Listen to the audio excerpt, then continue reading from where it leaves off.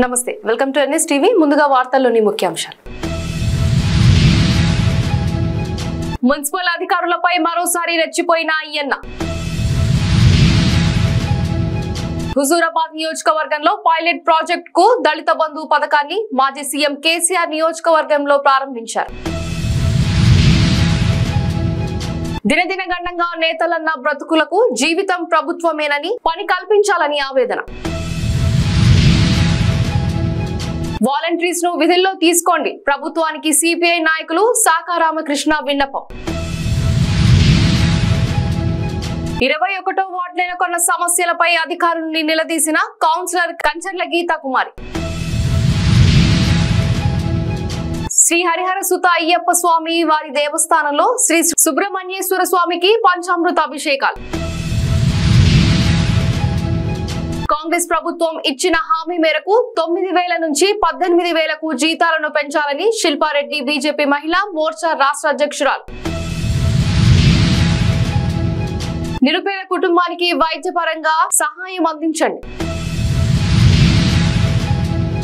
మాజీ మంత్రి దేవినేని ఉమా మహేశ్వరరావు గారి నివాసంలో ఎక్సైజ్ మినిస్టర్ కొల్లు రవీంద్ర మర్యాద పూర్వకంగా కలిశారు. గైగల్పాడు గ్రామంలో జన చైతన్య కాలనీ కాలువగట్టున స్వయంభుగా వెలిసినటువంటి కోరికలను తీర్చే కొంగు బంగారం సత్తమ్మ తల్లి. మున్సిపల్ అధికారులపై మరోసారి రెచ్చిపోయిన అయ్యన్న. చెప్పరాని భాషలో అధికారులపై బూతులు మాట్లాడిన అయ్యన్న. తమాషాలు చేస్తున్నారా అంటూ బెదిరింపులు.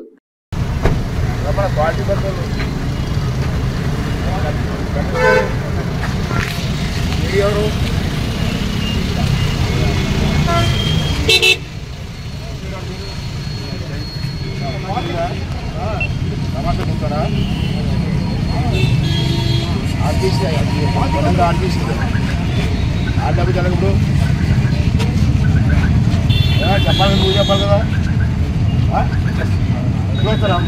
సిగరు తమాషా తింటున్నా దింగాను ఇక్కడి నుంచి.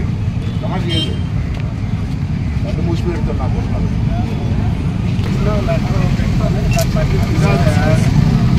డబ్బాలు ఇచ్చాను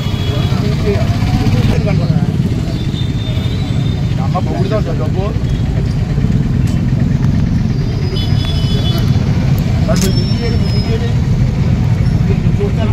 ఎవరికి ఇచ్చేది?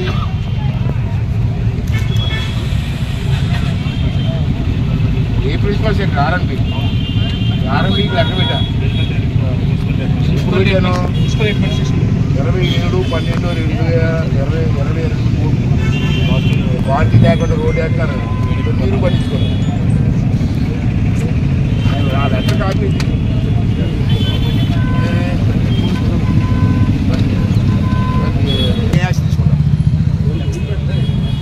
I want that. చెప్పండి, ఇప్పుడే చెప్పండి. ఏ వీళ్ళ మీద ఇతని మీద యాక్షన్ తీసుకుంటారు? ఇది ఎవరికి వీళ్ళకున్న పెత్తనం ఏంటి? వీళ్ళకున్న అధికారం ఏంటి? మీడియా చెప్పండి. కరీంనగర్ జిల్లా హుజూరాబాద్ నియోజకవర్గంలో పైలట్ ప్రాజెక్టుగా దళిత బంధు పథకాన్ని మాజీ సీఎం కేసీఆర్ నియోజకవర్గంలో ప్రారంభించారు. సుమారుగా 17,862 మందిని లబ్ధిదారులుగా గుర్తించి మొదటి విడతగా 5 లక్షల రూపాయలు విడుదల చేసింది. రెండో విడత విడుదల చేసే సమయంలో అసెంబ్లీ ఎన్నికల కోడ్ రావడంతో రెండో విడత ఆగిపోయింది. ఎన్నికలు అయిపోయాక ఇస్తామని ఇరు పార్టీలు హామీ ఇచ్చారు. హుజూరాబాద్ నియోజకవర్గంలో దళిత బంధు రెండో విడత రాని బాధితులు జమ్మికుంట గాంధీ చౌక్ నుండి పాదయాత్రగా హుజూరాబాద్ నియోజకవర్గ కేంద్రంలోని అంబేద్కర్ చౌక్ వద్దకు చేరుకున్నది. మా పాదయాత్ర ముఖ్య ఉద్దేశం ఈ నియోజకవర్గంలో గత ప్రభుత్వం కేసీఆర్ గారి ప్రభుత్వం దళిత బంధు పథకాన్ని పైలట్ ప్రాజెక్టుగా హుజూరాబాద్ నియోజకవర్గంలో ప్రారంభించడం జరిగింది. దానిలో భాగంగా ఏదైతే ఈ 10 లక్షల యూనిట్ ఉందో ఈ యూనిట్ గాను కొంతమంది వాహనాలను పెట్టుకుంటే 10 లక్షలు ఇవ్వడం జరిగింది. ఇంకో కొంతమంది రిటైల్ పెట్టుకుంటే మొదటి విడతగా 5 లక్షలు, రెండో విడతలో 5 లక్షలు ఇచ్చింది. ఇందులో భాగంగా దాదాపు 60-70% మందికి రెండవ విడత కూడా ఇవ్వడం జరిగింది. కానీ ఇంకా దాదాపు 4,900 కుటుంబాలకు ఇంకా రెండో విడత నిధులు రావాల్సి ఉంది. ఈ నిధుల కొరకు మేము అనేక పోరాటాలు చేసినాం. ఈ వాళ్ళు అనేక కారణాల చేత క్లస్టర్లతోటి ఎంక్వైరీ పేర్లతోటి ఒక సంవత్సరాంతం కాలయాపన చేసిన తర్వాత అసెంబ్లీ సాధారణ ఎలక్షన్స్ రావడం జరిగింది. ఈ ఎలక్షన్ లో తెలంగాణలో కాంగ్రెస్ ప్రభుత్వం అధికారంలోకి వచ్చింది. గత ప్రభుత్వం ప్రవేశపెట్టిన ఈ పథకాన్ని కొనసాగింపు దిశగా ఈ ప్రభుత్వం చేయకపోవడంతో ఈ రెండో విడత రాని దళిత బంధు లబ్ధిదారులందరం అనేక కార్యక్రమాలు చేసినాం. అయినప్పటికీ ఈ ప్రభుత్వానికి చిత్తశుద్ది లేదు. అంతలోనే మమ్మల్ని అనేక అక్రమ అరెస్టులు చేయించడం జరిగింది. కరీంనగర్ జిల్లా గంగాధర మండలంలో గల గర్షకుర్తి గ్రామంలో నేతలన్నకు పని లేక పనిముట్లు తుప్పు పడుతున్నాయని వాపోయారు. ఇంతకు ముందున్న ప్రభుత్వ హయాంలో బ్రతుకమ్మ చీరలను నేచి బ్రతుకు జీవనం సాగించామని, దాదాపు 600 కుటుంబాలు పూర్తిగా చేనేత వృత్తిపై ఆధారపడి ఉన్నామని, పూట గడవడం కష్టంగా ఉందని ప్రస్తుత కాంగ్రెస్ ప్రభుత్వం చేనేత వృత్తి నేతలను ఆదుకోవాలని తెలిపారు. జిల్లా గంగార మండలం గర్షకుర్తి గ్రామం మాది. గంగార మండలంలో అతిపెద్ద గ్రామమైన మేజర్ గ్రామం మా గర్షకుర్తి. ఇందులో అత్యధికంగా ఒక 70% గ్రామ ప్రజలు ఈ చేనేత వృత్తిపైన ఆధారపడి ఉన్నారు. మరి గత ప్రభుత్వం మాకు ఈ బతుకమ్మ చీరల రూపంలో మంచి పథకం పెట్టింది. అప్పుడు ఉపాధి లభించింది. సుమారు ఒక 4 నెలలు 5 నెలలు కార్మికులకు ఉపాధి లభించింది. పొట్ట నిండా 3 పూట్ల అన్నం తిన్నాం. కాకపోతే ఇప్పుడు వచ్చిన గవర్నమెంట్ మా కార్మికులను ఆదుకున్న దాఖలాలే లేవు. గత ఈ మా ప్రస్తుత ఎమ్మెల్యే మాకు వాగ్దానం ఇచ్చిండు, సిరిసిల్ల కంటే అత్యధికంగా మీ గ్రామానికి బతుకమ్మ చీరలు మేము ఆర్డర్లు ఇస్తామని చెప్పడం జరిగింది. కాకపోతే మా గ్రామానికి గెలిచినప్పటి నుండి ఇంతవరకు మా గ్రామాన్ని సందర్శించిన దాఖలాలే లేవు. మరి ఎమ్మెల్యే ఏమనుకుంటున్నాడు, మరి మా రేవంత్ రెడ్డి ముఖ్యమంత్రి కూడా మమ్మల్ని పట్టించుకున్న దాఖలాలు లేవు. అటు సిరిసిల్ల కానీ ఇటు గర్షకుర్తి కానీ అత్యధికంగా కార్మికులు ఉన్న గ్రామాలు ఇవి. ఈ ఉరిపెట్టుకొని చచ్చిపోతున్నారు ఈ పని లేక. మాకు దయచేసి గవర్నమెంట్ మాకు ఉపాధి కల్పించాలి. ఏ గవర్నమెంట్ వచ్చినా ఈ రైతులకే ఎక్కువ పెద్దపీట వేస్తున్నారు. నాకు మా ఎమ్మెల్యే వాగ్దానం ఇచ్చిపోయిండు. ఈ సిరిసిల్ల తరహాలోనే గర్షకుర్తి గ్రామంలో అత్యధికంగా ఈ పనులు ఇప్పిస్తానని వాగ్దానం చేసిండు. ఆ వాగ్దానం గాలికే వదిలేసిండు మరి ఈ ఎమ్మెల్యే మేడిపల్లి సత్యం. ఈ గెలిచేదాకా అతను ఒక మాట మాట్లాడిండు, గెలిచినాక ఇటు ముఖమే చూపెడతలేడు అతను. మరి మాకు ఈ జవాబుదారు చెప్పాలి మా గ్రామానికి. ఏ గవర్నమెంట్ వచ్చినా కానీ రైతులకే పెద్దపీట వేస్తున్నారు, కానీ మా చేనేత కుటుంబాలను అసలు పట్టించుకున్న దాఖలాలే లేవు. ఆకలి చావులు ఆత్మహత్యలు చాలా ఉన్నాయి. నిన్న ప్రస్తుతం ఒక 2 రోజుల క్రితం కొత్తపల్లి గ్రామంలో రైలు యాక్సిడెంట్ కింద చనిపోయిండు నేత కార్మికుడు. అప్పులు చేసి భరించలేక, అప్పులు తీర్చలేక, పని లేక సిరిసిల్లకేండు. సిరిసిల్ల కాడ పని లేక, ఇక్కడ కొత్తపల్లి కాడ లేక, గర్షకుర్తి కాడ లేక, ఎక్కడ పని లేక, అప్పులు తీర్చలేక, పెళ్ళానికి పెడదామంటే తిండి లేదు, కట్టుకుందామంటే గుడ్డ లేదు. అలాంటి పరిస్థితుల్లో, దిక్కుతోచని పరిస్థితుల్లో రైల్వే పట్టాల కింద పడిపోయి చనిపోవడం జరిగింది. మరి ఈ గవర్నమెంట్ ఇప్పటికైనా ఈ చేనేత ఆత్మహత్యలను ఆపాలి, మాకు పని కల్పించాలి.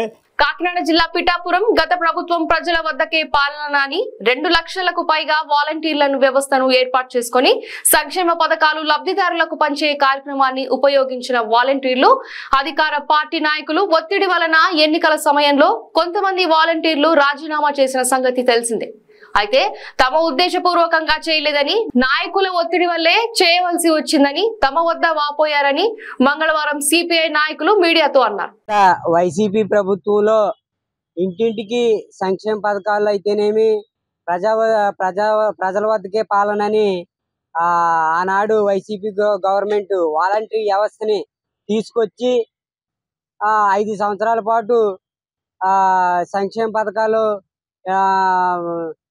వివిధ కార్యక్రమాలు వాళ్ళ ద్వారా చేయించడం జరిగింది.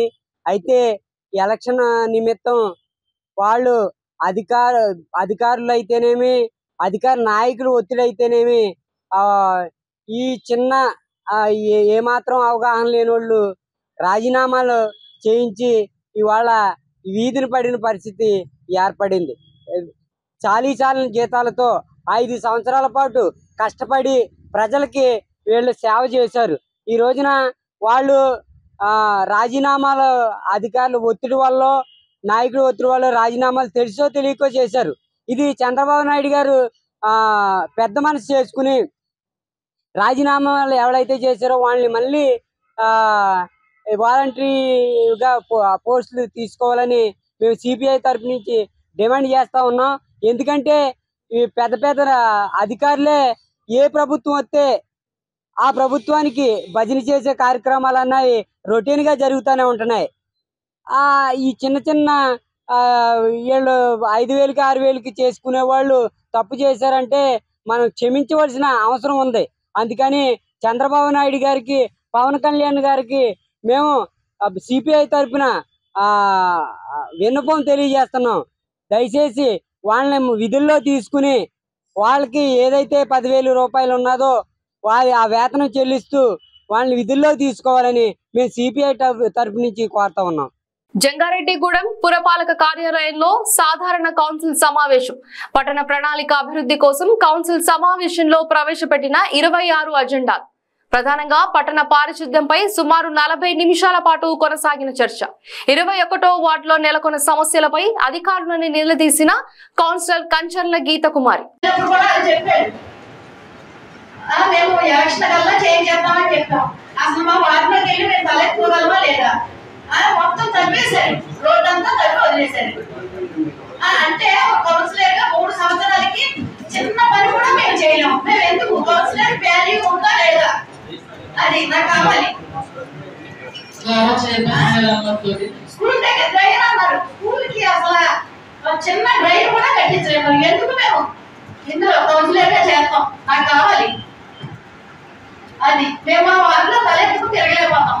ఈ కౌన్సిలర్ గా ఉంటే మాకు వాల్యూ ఉండేది. ఇప్పుడు కౌన్సిలర్ గా అయ్యాక ఉన్న వాల్యూ కూడా పోయింది. ఏలూరు జిల్లా జంగారెడ్డిగూడెం మండలం గురువాయిగూడెం గ్రామంలో వేంచేసి ఉన్న శ్రీ హరిహర సుత అయ్యప్ప స్వామి వారి దేవస్థానంలో ఈ రోజు మంగళవారం సందర్భంగా ఉపాలయమైన శ్రీ సుబ్రహ్మణ్యేశ్వర స్వామి ఆలయ అర్చకుల ఆధ్వర్యంలో పంచామృత అభిషేకాలు జరిగాయి. భక్తులు స్వామివారిని దర్శించుకొని తీర్థ ప్రసాదాలు స్వీకరించారు.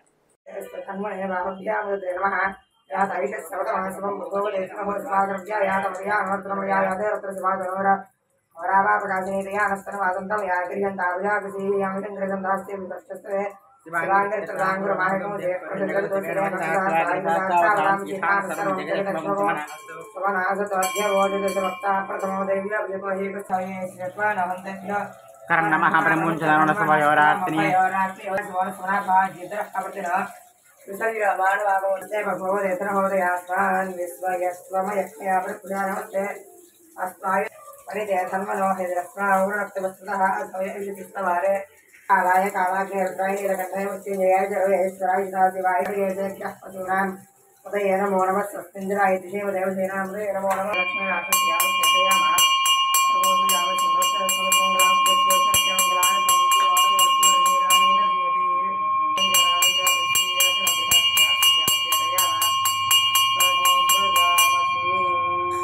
శిల్పారెడ్డి బీజేపీ మహిళా మోర్చా రాష్ట్ర అధ్యక్షురాలు.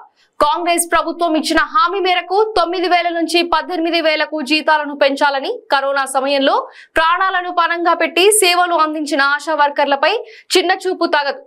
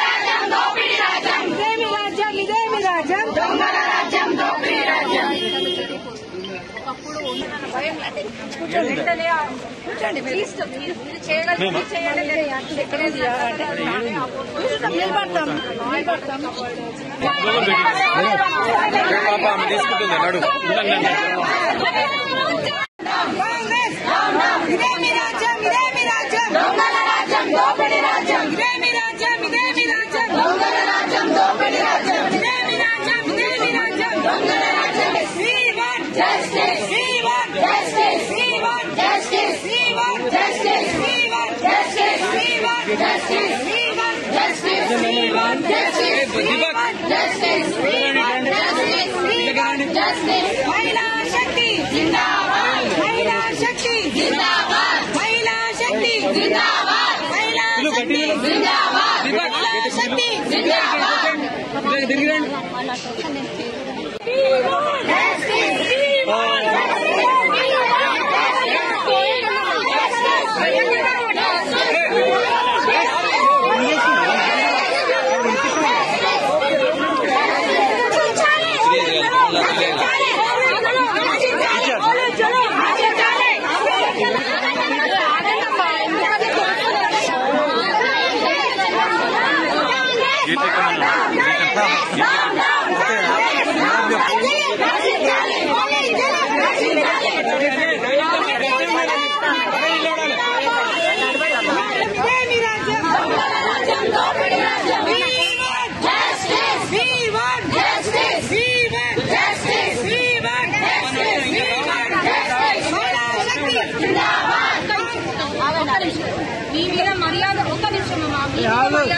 లేపకు బ్రదర్ మీరున్న 10 మంది మేమున్న 100 మంది సో మేము కూడా సమాజం ఆయన రావాలనే చూస్తున్నాము. ఆయన మీరున్న 10 మంది ఎండలో మాకు ఎంతసేపు విజయవాడ రూరల్ గొల్లపూడిలో మాజీ మంత్రి దేవినేని ఉమామహేశ్వరరావు గారి నివాసంలో ఎక్సైజ్ మినిస్టర్ కొల్లు రవీంద్ర మర్యాద పూర్వకంగా కలిశారు. మంత్రిగా బాధ్యతలు స్వీకరించిన తరువాత తొలిసారిగా కలిసి దాదాపు గంట సేపు మాట్లాడారు.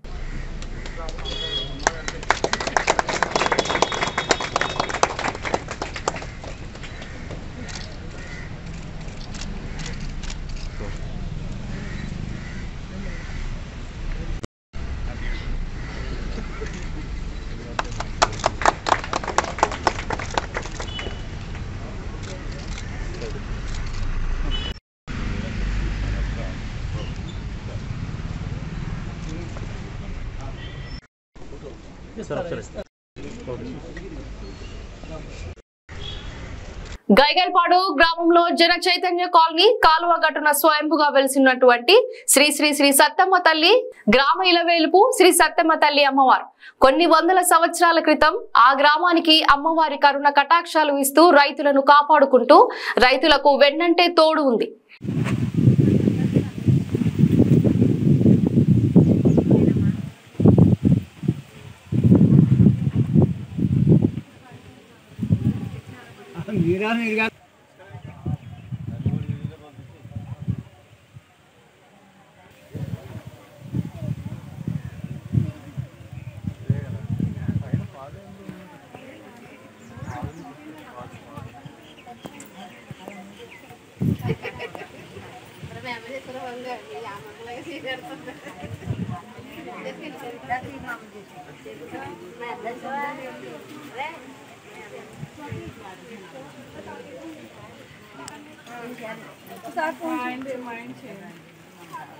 ఏమండి ఫోన్ సుప్రభాతం చేసి